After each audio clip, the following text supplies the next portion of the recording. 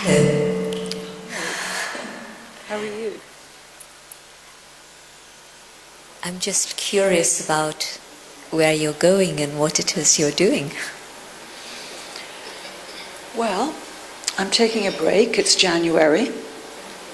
It's just a few days after what apparently is the day when everyone gives up on their New Year resolutions. So I'm finding that quite fascinating.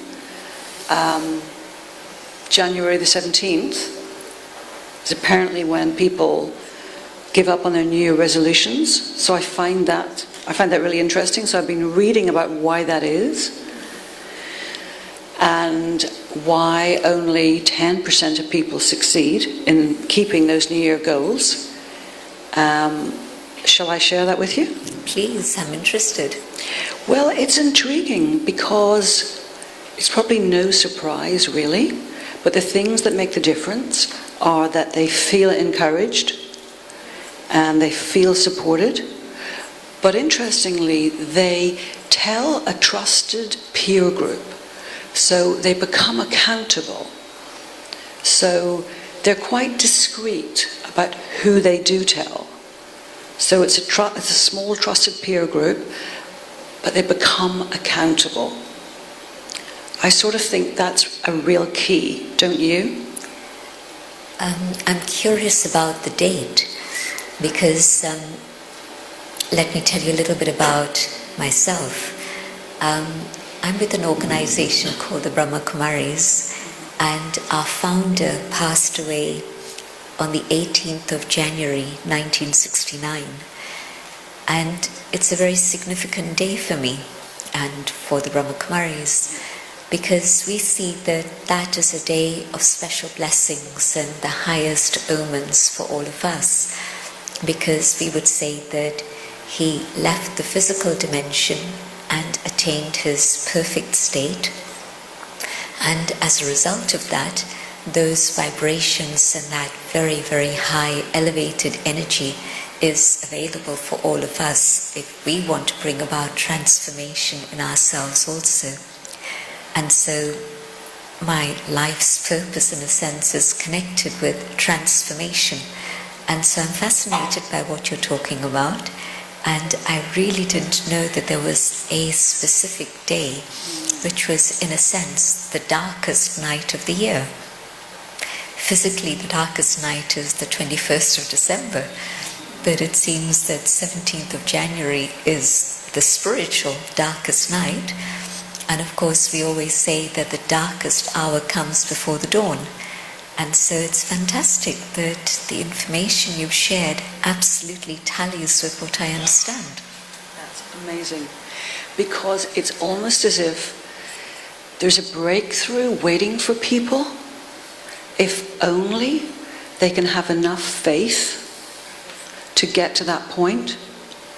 But the fact is that most people give up on that day. So before the point at which they have the opportunity for that fabulous influx of energy. So I think what that tells me is that holding the faith, having the faith in the dream, in yourself, is absolutely vital. Because if you give up on yourself, and you can't hold enough faith in the dream or the vision, it can't possibly come to pass.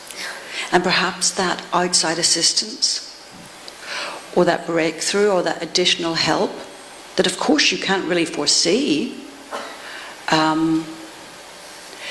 you can't have that, you can't avail of that, because you stopped yourself just at that point. It's a bit like the Goethe quote on commitment, isn't it? Commit. And when you do, that's when unforeseen circumstances and opportunities can come your way. It's interesting because Dadi arrived just on Monday and from India. And we weren't expecting her, so it's really a surprise visit. And within a few hours of landing, she was talking to a few of us just as she was doing other things. And she began to talk about how constantly maintaining hope is one of the most important aspects of spiritual life. And the moment you begin to feel hopeless, that's the moment when you can't move on. And as you said, help that is available can't reach you. And so you're picking up on that, and of course 17th January and what you mentioned about that. But yes, to be able to keep hope alive in my own heart and to hold the vision, it's very much what I believe in. And my journey began when I heard the vision of the founder, the person I was talking about a minute ago. And he shared that it was possible to have a beautiful world, a world of love, of joy, of happiness, so long as there was a change in human hearts and human consciousness. And if we were able to make that change, then definitely the world would change. And so I believe that this is something that's very important, holding that vision, not only for the world, that's one thing, but holding the vision for myself and what it is I know is possible for me. And it's like there's a memory inside that it is possible and I can achieve it, and I just have to remember and hold it. Yeah, I completely agree. I think that dreams and visions have had bad press over the years. And I think that people like me, coaches, because I was one of the original life coaches in the United Kingdom, I think some people would blame people like me for giving people crazy dreams. Some people would call it actually false hope. Yeah. So people like the media psychologist, Oliver James, would say that people like me actually help make people more discontent. And at the time, actually, I didn't understand what he was getting at, and I rejected it completely. But truthfully, now, on reflection, I do think that there is something in what he's saying. Because I think that sometimes people chase the wrong dream. They chase a sort of celebrity dream. They chase a dream of fame. These programs like the X Factor. You see people going on there and they're chasing someone else's dream. They're never going to materialize that dream for them. And that's actually really sad, because while they're chasing this other dream, they're actually not figuring out what theirs is. So I think what I think about dreams and visions now is that you've got to get the one that's right for you. You've got to get the dream that's in alignment with who you are. And then there won't be so much struggle and stress. And that's when the opportunities and the good fortune start to come your way. And actually life really shouldn't be that difficult, because you're on the right path for you. Does that make sense? I'd like to pick up on something that you were mentioning, and yes, what you're saying makes absolute sense. You spoke about me and just getting to know me and what my own dream and vision is. And coming from a spiritual university, this subject of me and who am I is absolutely the basic first step of being able to take any step further ahead on the spiritual path. And when I came across these teachings, and I was 19, I was in India on holiday, and I'd been in contact but not really studying these things. And it was actually Dadi Janki who I met at that point, and she shared with me this idea of the inner self and the spiritual being and understanding who I am. And it really was quite amazing for me. That first step of knowing myself and then discovering what are my own inner values, because otherwise I hadn't even thought about, well, who am I, what are my values. But beginning on the spiritual path, it was a beautiful discovery to know I'm not just this physical body, but there's something more. And then further, that what there is within the self is something very beautiful, but we don't usually connect with it. And so this is why we don't value ourselves. And this thing about depression and people losing hope, I think it's because there's a disconnect with the inner being. And there's a connection just with the material world and chasing the dreams of the advertisers, never mind the X Factor. But any time you switch on the television or you walk into the railway station, the tube station or anything, you're seeing the dreams that the advertiser telling you, you should be able to do this or you should be able to have this. And of course that totally is distracting. And so they're not able to see themselves or what their real vision is or know of the beauty of the self. And so the journey of spirituality is very much one of the discovery of the self and the inner being. Yeah, I totally agree. And I think actually it's incredibly difficult to like oneself. I think it's incredibly difficult to appreciate oneself when there are such impossible standards, for women in particular, impossible standards of perfection held up in front of us. You know, the moment we go outside our front door, it's there. It's really difficult. I mean, I find it difficult. I set, high standards for myself in every which way. And I do think it's good to aspire to be the best that you can be. I do. And then I suppose you've got to be careful that you're not living with constant dissatisfaction. My sister was a beauty queen.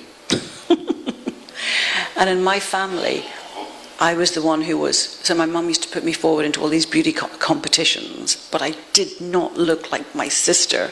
So she would win the competitions, Miss Northern Ireland and things, and I didn't. So I sort of grew up with that feeling of just not being good enough in that respect. It's very hard to shake that off, especially in what I do, because it's about helping people better themselves in every which way. So sometimes it's hard to walk that line. I think it becomes hard if it's something external that's imposed on you, and you're expected to win or succeed or achieve on the external level. And at the point where you've taken time to just be with yourself and go into yourself, and you discover that there are beautiful qualities within yourself, and if you maintain that awareness of the inner being, and ego is not what it's about, but really the value for the self and the confidence you have in yourself when you know that you're a soul, you're not the body. And so all the expectations that other people have of you in terms of physical appearance and matching up to standards of size and shape and form and color, all that becomes irrelevant. But what does happen is that getting in touch with yourself, you begin to recognize your own uniqueness, and you're able to appreciate the uniqueness of every single human being, every individual. And because you're valuing yourself and you're respecting yourself, then there's an appreciation of others around you and their value and the beauty of that soul. And so I think that life changed for me very dramatically at the time when I began this journey, because otherwise it was the same, expectations of others and wanting to fulfill those and so on. But in this case, then, there was not even the question of just seeing myself as a woman. but seeing myself as a soul meant that all those invisible ceilings that come to you otherwise, you're able to go beyond all of that. And the other thing was the subject of discontent or contentment. I understand people commenting that you're creating discontent. But the thought that crossed my mind when I heard you say that is that it's very easy to become stagnant. There's a little comfort zone that I have, and I sit there and I live there. And yet there's a possibility of a lot more being experienced and explored. And if I'm willing to step out of that comfort zone, then yes, it's a discontent in the sense that I begin to appreciate that life isn't just about material living. There's something more, there's something beyond that I can find out about. And so I think that that discontent is very important. And then on the spiritual journey, it's this paradox of recognizing that it is a journey. And so I'll only be completely satisfied when I've come to the end of the journey, whenever that may be. But as I move along, I have to create within myself the contentment of knowing that the right thing is happening at the right time. And if I'm discontent at this moment, my energy is a negative energy, it's a destructive energy. And I'm not able to do what it is I'm supposed to be doing at this moment. And in that discontent, there's an anger and frustration that comes out with other people around me and causes a disturbance. At least that's what my experience tells me. And yet, if I can be content knowing that I'm here, there's a reason to be here, and there's a purpose to be fulfilled, and the next step is going to be the right step. It's going to be as it should be. And things are as they are. I can't reverse them. I can't change them in the way that I would like to or control them. But what I can do is just simply keep taking a step forward, one at a time. I suppose what you're saying, or at least this is the way that I would interpret it, is that you've got to somehow get to a point where you are appreciating what you've got now, Right. what you've achieved, the good things that you have around you, while still anticipating what's to come and feeling excited about what's to come. Because there is that saying that you're either growing or you're dying. Would you agree with that? I quite like that. Absolutely. Would you? Yes. Good, I like that. Yeah. And I think that at this moment in time, I reckon we're in a very special time in history. A time when truly we can grow and move forward and understand so much and achieve so much for ourselves and do so much for the world. And if I'm not recognizing that time and that energy that is available, I'm losing out. And so yes, it is as if I'm not just standing, but I'm actually moving backwards. And so very important time to be able to have that awareness and excitement and know that every step you take is going to open more doors of fortune. I totally agree. And I don't know if you've been watching this program called Benefit Street.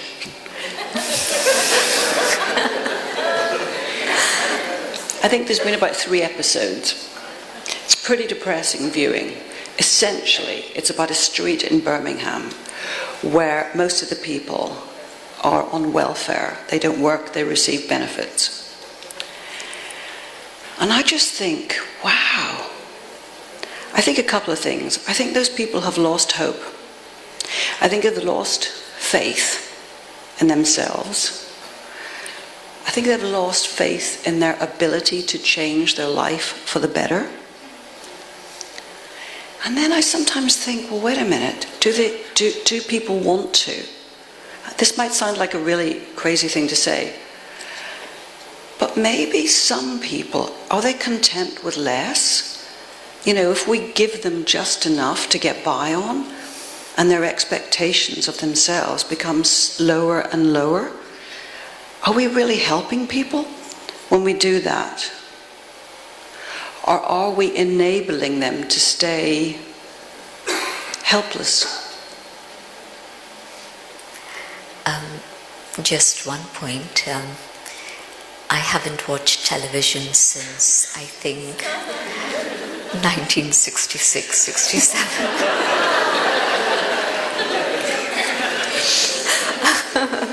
So I've heard of the X Factor, but I hadn't heard of Benefit Street. See what you're missing. But one of the things that we learn about here is the whole subject of karma. And the word karma literally just means action. But what it's saying is that do something. Do whatever it is you can through your thoughts, your words, your actions, your connections, your relationships, so that then you're able to give to others. And if you're doing something that's of benefit, then of course the feedback that comes to you is that of great joy and happiness. And so it's something that's, I mentioned the subject of the self, and then the second subject that we've been exploring is the subject of the divine and how to connect and how to draw that power. And the third subject is the subject of action, karma. And so, again, there's nobody who's just going to sit back and not do anything. There's always going to be something that you're engaged in. And if you're consciously aware, then what you're going to be doing is something which is of benefit. Benefit for yourself and benefit to others. And if you're unaware, then the tendency in that state of darkness is that it's going to be something negative that takes over. It's going to be greed or attachment or ego, something is going to step in, because there can never be a vacuum. So there's conscious good, or if there isn't conscious good, then the forces around us in the world today are highly negative, and so they're going to catch hold of me and influence me. And so yes, I'm sure that these people they've lost hope. They don't have a vision of the future. And this is what I've found is being talked about a lot in terms of young people and just unemployment and lack of hope in terms of the future. And what I've found is that if people begin to see things from a different perspective, one is just here, the material perspective, and the other is the spiritual perspective. And when you begin to see things from a spiritual perspective, you begin to understand what's going on differently, but also you're able to know what it is you can do and how it is you can set about it and make your own way and create your own destiny. You don't sit back and wait for something to come to you, but you begin to do something. I think that's it. I think that's my big concern, is that we have got an attitude in our society, and actually across the world, where it's somehow acceptable and okay for people to wait, to be saved, to wait for a job to come, to wait to be given a job. It's that sense of entitlement. And if that job doesn't come, if the government doesn't provide, well, they're entitled to benefits until that time comes. So you see, if people change that perspective to the one that you've just described, Sister Jayanti, where they were looking to see where they could give, that would change everything. Absolutely. And it would make their life that much more fulfilling and happier, and you learn so much. Once you begin to do something, maybe you even make mistakes, but that also teaches you. But it's only by doing something that you learn. When I decided that this was to be my life, Daddy Janki said something very beautiful to me. She gave me 3 lessons that I had to keep in mind. One was to make sure that I kept myself with good company, people who are going to inspire me and carry me forward, rather than people who are going to criticize and gossip and pull me down. And so that had to be my awareness. I had to be picky, choosy about which company I would keep. That's so nice. Because some people might criticize that as being judgmental. No, it was my own protection. And so it's not a judgment against anyone else, but what is it that's going to be of benefit for me? And if I'm taking benefit, then at some point I'm going to start giving benefit too. So that was one. The second one was never to say no, which meant that if there was any... I love that. That's why I'm here tonight. I said yes. Well, actually, it was quite a lot of courage on your part. You don't know the organization, you don't know where you were coming, you didn't know the people. And then suddenly the program all changed, and we had another guest that he decided to come to London, so we changed the program. But also then my dear brother Arnold changed the goalposts, and so instead of an interview, it became a conversation with somebody you'd only met an hour ago. So it did take a lot of courage, so thank you. Thank you.